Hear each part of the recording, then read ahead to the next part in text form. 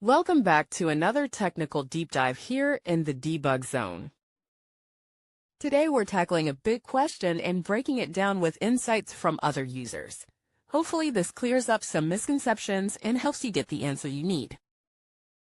So buckle up, stay a little curious, and let's jump right in.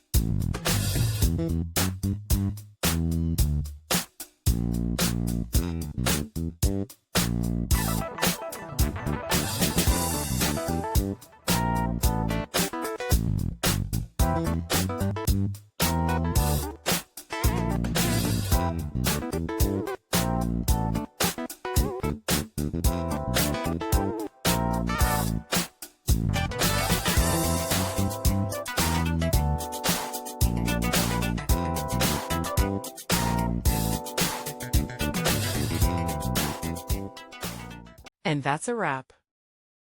I hope you found the answer you were looking for.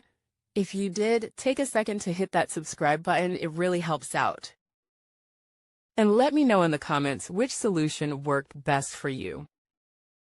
See you next time in the debug zone.